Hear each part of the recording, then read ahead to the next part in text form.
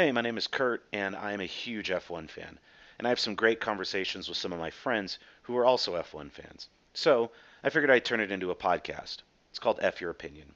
Today, I have my friend Stefan. He's a Dutchman living in the United States who's a knowledgeable and obsessive racing fan and a huge Verstappen supporter. We chatted the Wednesday before the Australian Grand Prix while he was at work. Enjoy, and F Your Opinion. So I'm here with Stefan, who's our resident Verstappen fan, Yeah, and that's right. we got a GP this weekend, first race of the season. We're past winter testing. We're past all the press conferences and photos and everything.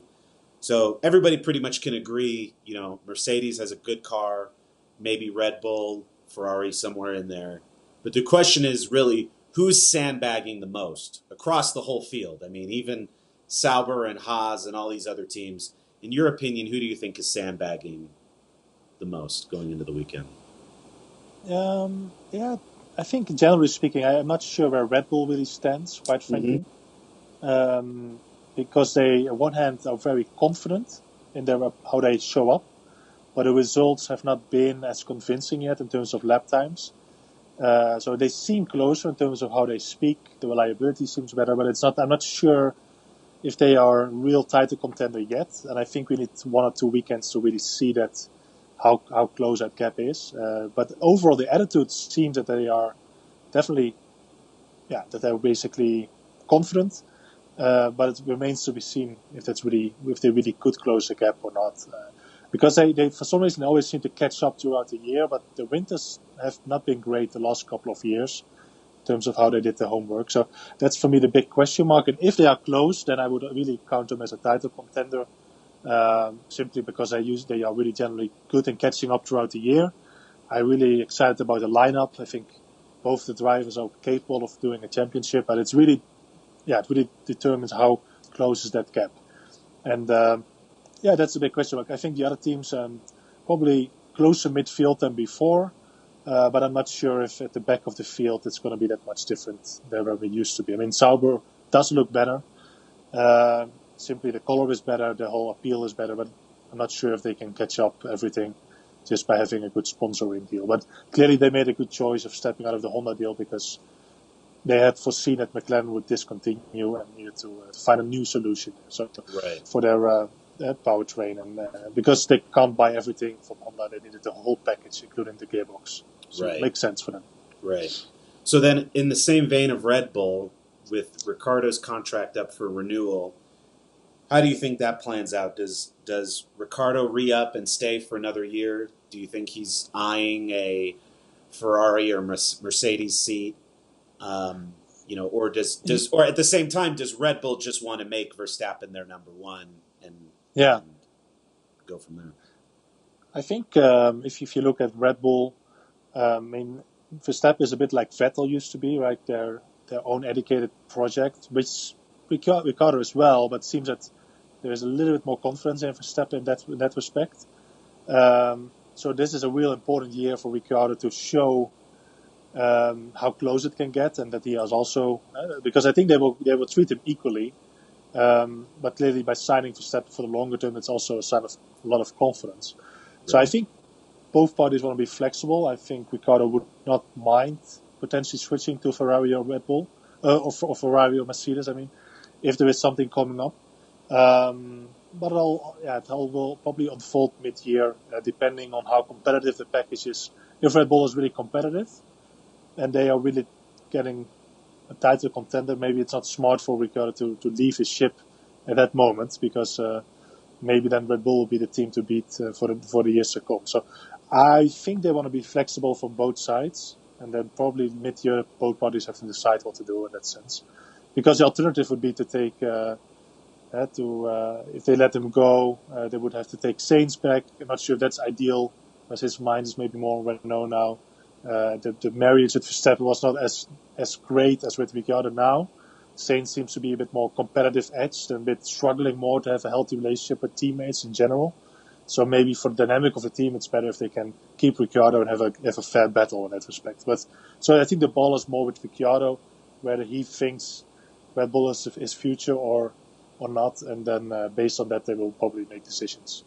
So, if Ricardo leaves, do you think Red Bull's first pick is to recall Sainz or to go with Gasly or Hartley from Toro Rosso? I think they will still go for Sainz simply by the fact that they educated him. Probably, unless maybe Gasly and is really showing a lot of improvement. But so far, they haven't really impressed me that much, quite frankly. Yeah. So they really have to step up the game. It's hard to compare them now because there is no benchmark. I can't really compare them that well. But it's not that Toro Rosso did anything better in the last couple of races by placing these drivers, I think. So we have to see how great they are. They clearly are nothing worse than any else that has been there in the beginning of Toro Rosso, but they are not, I think, the caliber of a Vettel or of a Verstappen either. So yeah, I think that's pretty fair.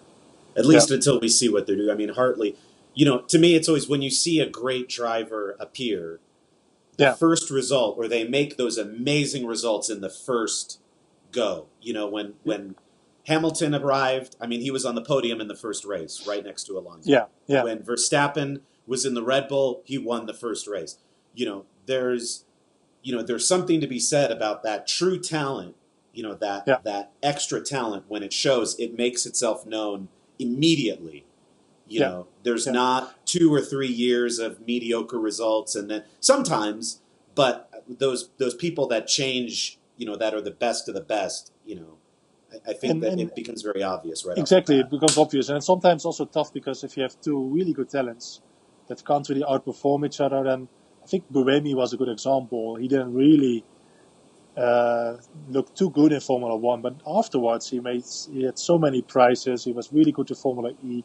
Right. So maybe that was a driver that was slightly underestimated, simply by the fact that Toro Rosso wasn't strong enough to surprise towards competition, and also the teammate was pretty close. So it's not easy sometimes to really give a good judgment call, but they don't seem to be that impressive yet. But let's see. So I guess it will be a bit risky for Red Bull to make one of them, to promote one of them. Especially because I don't see a lot of talent in the Red Bull pipeline at the moment. So that's true. So moving from the front of the grid kind of to the middle, we have, if we consider Renault, McLaren, Force India, Toro Rosso, and Haas as the midfield, I think that's generally kind of what the consensus is. Yeah. Williams, Sauber, Sauber has been pretty lousy for the last few years. And Williams and Sauber are two of my favorite teams because they're really and Haas as well. They're some of the last of the privateer teams. The only thing they really do is build race cars. Yeah. And I always love teams like that, but we're seeing that without that manufacturer support, it's very, very difficult to be competitive. So if we look at Renault, McLaren, Force India, Toro Rosso, and Haas, who do you think is leading that midfield group, at least going into Australia? That order is gonna change and become probably very competitive as the season goes on.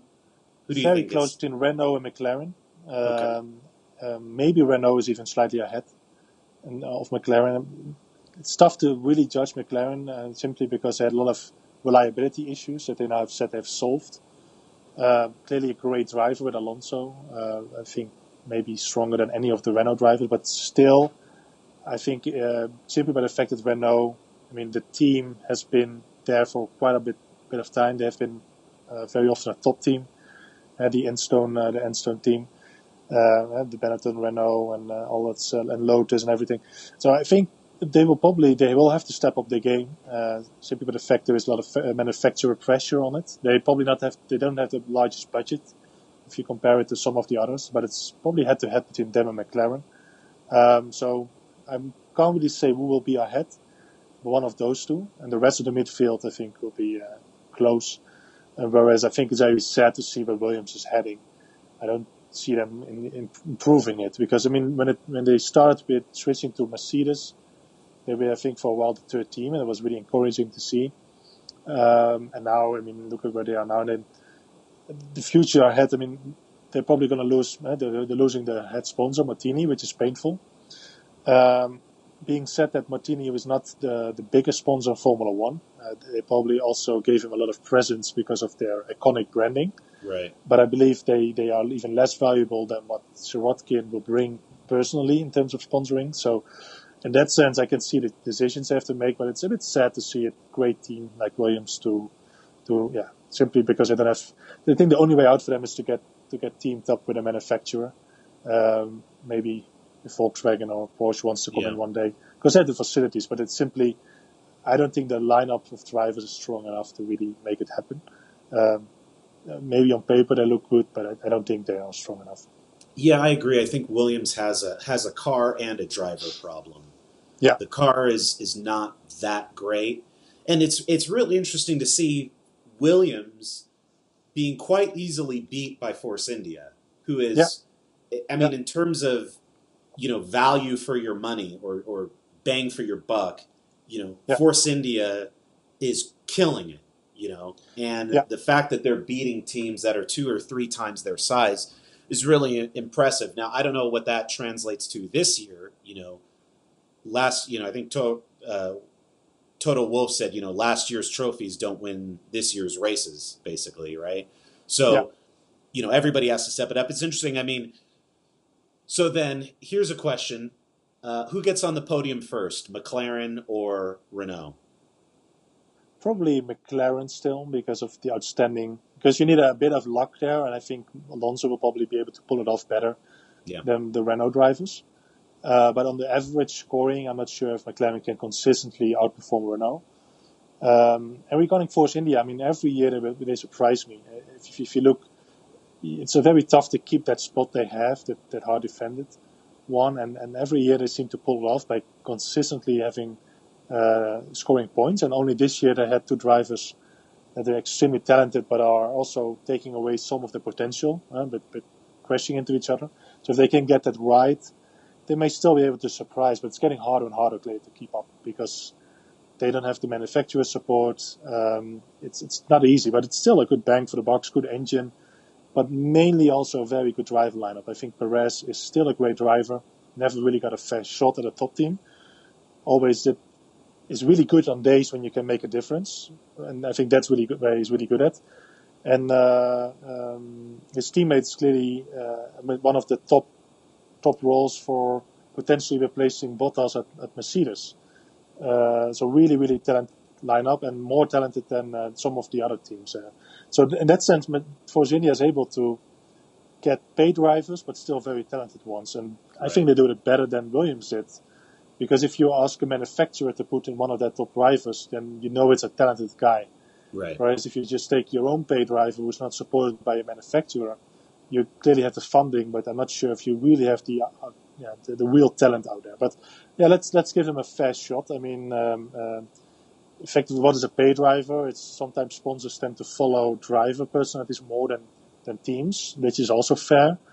I mean, Alonso has brought a lot of sponsors in the past. He was then not a paid driver either, so we have to be fair. But I think in this case of Williams, it feels a bit more like the more traditional paid drivers than maybe the ones at Force India, whereas they just have sponsors of support following their talent, but they definitely deserve their spot in Formula One. Otherwise, they wouldn't be around at the moment. Yeah. Okay. Last question. So, Alonso, McLaren has Stoffel Van Dorn. They've got Lando Norris, who's seems to be a rising star, up-and-coming driver. Alonso is not getting any younger. McLaren is still at least, realistically, 1 to 2 seasons away from being a championship-winning team again. Maybe 2019 something happens. Maybe that Renault engine gets a lot better. They have a new design. I don't think anyone's really considering McLaren for being a world championship contender this year. Yeah. Is this Alonso's last season in F1? I think 60% chance that it is his last season. Simply, it seems that he loves racing, and that's why he's taking so much on right now. So if the car is able to fight for podiums, he might still enjoy it. and there's no rush for him to leave because it seems that he's really good and he's enjoying it. At the same time, I mean, he's getting at a certain age. It will be tough to get, to get basically in that position. And maybe he wants to focus indeed on the Triple Crown. Maybe he wants to sign an IndyCar deal and then go for that. And not only a one-off, because I think if you do the full season IndyCar, you're also better at Indianapolis. With the new cars being there, might be an option for him to do that and combine that with Le Mans and go for that. And maybe even with McLaren, maybe they use a McLaren brand there. I'm not sure. He probably will still be tied to McLaren, but I'm not sure how long it will be in Formula One. But quite frankly, McLaren will not be world champion in the near future. I think they will become world champion one day again, but they have to rebuild the team from this where they are. I think they're lacking sponsoring. They have to build up partnerships. They have all the facilities to be really good once the funding is there, but I think they're just simply lacking a little bit of funding because the prize money has become less. There is not enough sponsoring. I mean, I haven't seen any big brand names that are really new, and quite sure they can turn it around. The McLaren brand is strong. They have the best factory out there. They have really good people. It just takes time, I would say. And maybe Formula One in general is struggling, the teams to get enough sponsoring. And I guess TV money will become more important, and maybe that needs to be distributed in a more fair way for teams to be able to step up their game. But still, I mean, it takes a bit of time, I think, for McLaren. It's unfortunate to see that. And maybe if the engines get more equal, there's still a good chance for them to be really competitive with Renault. But I think it still takes time. And I mean, I don't believe the McLaren chassis was a winning combination. It was not only the engine, I think. It was definitely more than that. Right. And we'll see. If they don't win now, I mean, Renault is not a winning engine either, maybe, on a consistent basis. But if Red Bull can win this year with Renault, then there's no excuse for McLaren either. So we have to see. It was easy for McLaren last year to say, we've got a car that's, comparable to the Red Bull aerodynamically or, handling or low speed. But, if we had a better engine, we'd be right. Basically they're saying if we had the Mercedes engine, we would be challenging Mercedes. It was kind of what they were suggesting. Who knows? I mean, I think there was so many reliability problems with the McLaren in testing. Yeah. It was very hard to get that clear picture. And I wonder even how much McLaren, I mean, obviously they know a lot about where they stand, but I still feel like they're going to go into the first practice session. It's still going to be half a testing session for McLaren specifically. All the teams probably across the board. Astonishing how unreliable they were. I mean, obviously changing engine always makes you adjust the car. So I could give them that. But nevertheless, Toro Rosso also changed engine and they were not standing still. So, and in that sense, you can anticipate a lot of that change. And maybe there's also more going on at McLaren in that sense. And maybe Honda really stepped up the game, but it can also be that it simply works better for them now, off the pressure with a smaller team, a bit more freedom in that sense. Maybe the cultures cooperate better. It's not easy to judge, but it's good to see that Honda's still around. Yeah, it's an expensive program, and this way they can keep it. And maybe we'll see Honda and the Red Bull next year as well if they are close enough, because it's still and save some face for Honda. I think it would have been pretty disastrous if Toro Rosso hadn't come along and they literally couldn't give this engine away. And I always feel like Alonso's missed opportunity in hindsight is 2020. There was so much hope in the Honda engine. But I always felt like Alonso's missed opportunity for the Triple Crown was back when Porsche was running their LMP program, which they discontinued. I mean, it would have taken one phone call for Alonso to get into that car. Yeah. It would not have taken much at all for him to be in that dominant LMP. And I understand it's not Formula One. I understand there's some changes. I understand he was, very hopeful and very positive on the Honda connection, but in terms of winning Le Mans, he could have done it in a phone call. One phone call to Porsche. Hey, I want to drive your car. Even if he wins this year, it's not the same because now you have only one manufacturer with Toyota that's getting some disadvantages. So actually, it's still a question if it's an easy win. But even if you win it now, is it really the same as if it was a real battle to battle? So we have to see how close that field gets and.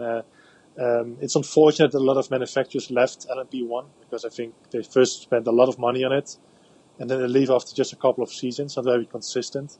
Yeah. And it's unfortunate for Toyota as well. So they never had a fair shot of beating Porsche or Audi. Yeah. And good that they're still on board at least and loyal to that program. But at the same time, it takes away a little bit of the shine if in case you will win. Because, what kind of win is it? Yeah, I mean, it's always remarkable to finish Le Mans, but, I mean, you can run a detuned LMP1 and still beat the entire field. Yeah. You're not running on the absolute limit for 24 hours, like we saw with the Toyota that failed, almost literally at the finish line. So, yeah, exactly. But so we'll see. Coulda, shoulda, woulda. Exactly. But I mean, looking forward to the season, and let's hope that the top 3 is a bit closer, and that also the overtaking gets a bit better. I'm not sure there is any reason for that to be different, but I think last year there wasn't enough overtaking, and that's something they should look at. I mean, it was not unexpected, clearly, with these type of the high downforce cars, but maybe there's a way to keep the nice design, but make them more dependent on other types of downforce, but not from wings, but more from the airflow below the car. Right. I think that's the way to go. Formula E went that direction. And I don't know if you saw, they added a third DRS zone. Yeah, to this is good. To Australia. Yeah. So again, kind of an artificial enhancement of the racing, but we'll see. It's I mean, everything always is revealed in Australia, so that's what I'm looking forward to. And the halo, we have to get used to it. It seems to me almost like the halos in Formula 2 are less blocking how you can see the driver than in Formula 1. I don't know if there are any different sizes, but in Formula 2 I can see the helmet pretty well. Mm-hmm. Formula 1 a bit less. I don't know if that's different or anything, but it's a bit unfortunate if you can't recognize a driver, especially as a fan next to the track. Yeah. Because on TV you usually have a name below, and there should be a way to do it, and hopefully there will be a more elegant solution over time. Yeah. The halo is not as annoying as I thought it would be. I guess drivers, they say that they could get used to it, and that's fair, but there must be a better way, I would argue, to not obstruct the view, not still see the driver, but still, if you have a windscreen, you also see the driver much less because of the reflection. You don't see the helmet as well. So there's always a downside to everything. It's a bit unfortunate they spend all this money on nice designs, and now they can't still see them. They can better buy a white one or a plain red one, and we can recognize the driver better. But it's not great, the halo. I think it will not have to not protect in all cases, but if the drivers like it, maybe it's still fine. But let's see how it is. But I got used to it a little bit over the winter testing. Yeah. So and we'll see what the full grid looks like. That'll be another thing too. Once maybe if you see every car having it, it doesn't seem quite as unusual or. For different. me, the least annoying ones are the black ones, just like McLaren did. Mercedes did it. If you make it too much color, it gives more attention to it. I don't know. Mm-hmm. That's the way to do it. Yeah. Like Force India, I didn't like it too much. They used 2 colors and then felt like. I think Force India's livery is a bit busy anyway. It makes it even busier. So let's see. Yeah. Well, we will see this weekend, man. Cool. I'm looking forward. And Melbourne doesn't reflect always the really status quo because it's a bit of a different type of track, but gives a bit of an impression, I guess. Who wins there usually is a good shot for the championship. So let's see. I agree. All right. We'll talk about it after the race then. Absolutely. All right. Catch up then. Have a good one. Bye-bye. See you. Bye. See you.